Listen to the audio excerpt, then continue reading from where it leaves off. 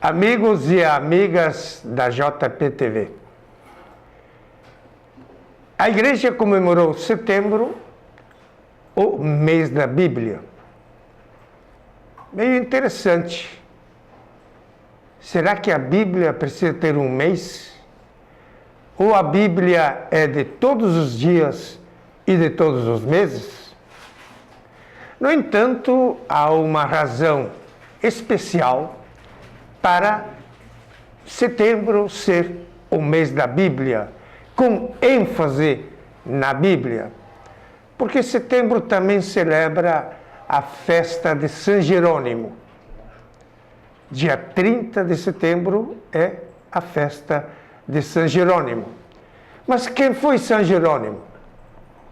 São Jerônimo era um cidadão rico, preparadíssimo, latinista de primeira mão, sabia de cor os discursos dos mais eminentes oradores latinos. E o Papa Dámaso convidou São Jerônimo para traduzir a Bíblia do hebraico, do aramaico e do grego para o latim.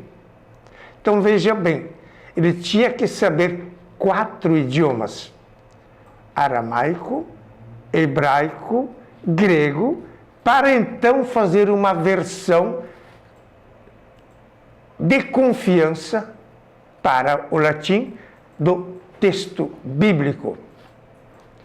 Jerônimo aceitou a incumbência, passou longos anos vertendo o texto bíblico do hebraico, aramaico e grego para o latim. Mas por que para o latim?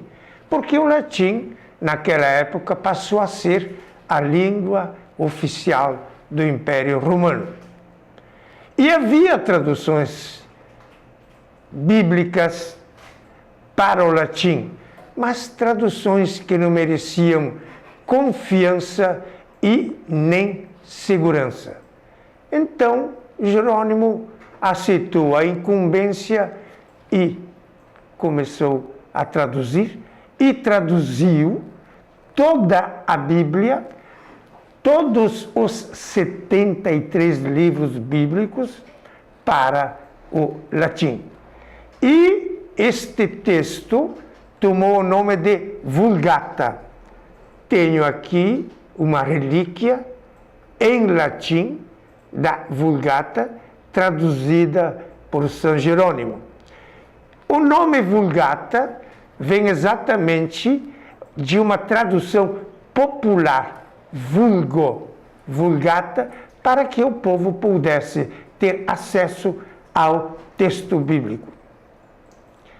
Este texto bíblico da Vulgata passou a ser, durante 15 séculos, veja bem, 15 séculos, o texto oficial bíblico da Igreja Católica. A revelação começou com Abraão e terminou com João. Abraão no Antigo Testamento e João 100 anos depois de Cristo no Novo Testamento. Eu vou ler para vocês a primeira e a última frase deste texto bíblico da Vulgata. Ele inicia, evidentemente, com o livro do Gênesis, que é o primeiro livro da Bíblia. E diz o seguinte, o título: Historia tussius generis humani. História de todo o gênero humano. Veja bem, no capítulo 1, História de todo o gênero humano. E em seguida um subtítulo, Creatio Cieli et Terrae. Traduzindo é a criação do céu e da terra, é por onde começou a revelação. E aí, primeiro parágrafo, in principio creavit Deus celum et terram. No princípio, Deus criou o céu e a terra. Assim começou a nossa revelação, o texto da nossa Bíblia, que nós a temos como revelação de Deus aos homens, mensagem de Deus aos homens. E vamos à última frase da Vulgata, que então é de João, no livro do Apocalipse. E diz o seguinte, última frase da revelação: Gratia Domini nostri Iesu Christi, cum omnibus vobis. Amém. Traduzindo, a graça de nosso Senhor Jesus Cristo com todos vocês. Amém. Amigos e amigas, este texto bíblico é o princípio e o fim da revelação de Deus. Revelação, eu diria, oficial, pública. Quando João diz assim, Gratia Domini nostri Iesu Christi, a graça de nosso Senhor Jesus Cristo, ele está encerrando no ano 100 depois de Cristo qualquer outra revelação oficial. Porque Cristo é a primeira, a única e a última palavra da revelação. Sabemos que a Bíblia tem 73 livros, 46 do Antigo Testamento e 27 do Novo Testamento. O Antigo Testamento, todo ele sinalizou e direcionou para a plenitude dos tempos, quando veio a encarnação do Verbo. O grande divisor de águas da Bíblia do Antigo e do Novo Testamento é Cristo feito homem. O Antigo Testamento anuncia a vinda do Messias e o Novo Testamento é a presença do Messias. O Novo Testamento é o eco do Antigo Testamento. Não se excluem, se complementam. E o Novo Testamento, para nós, hoje, é realmente mais acessível, mais recente e mais vital, porque contém a própria palavra, a própria doutrina, a própria revelação de Cristo feito homem. O Novo Testamento tem 27 livros, 4 principais livros são as 4 versões do Evangelho. Nós temos 4 evangelistas, que são Mateus, Marcos, Lucas e João. Não são 4 evangelhos, são 4 versões do mesmo Evangelho. Evangelho de Jesus Cristo em 4 livros, 4 versões diferentes, nenhuma contraditória, pelo contrário, todas complementares. Os 3 primeiros, Marcos, Mateus, Marcos e Lucas, são chamados os sinóticos, que têm muita coisa em comum, muito parecidos uns com os outros. Sinóticos, que significa uma visão parecida.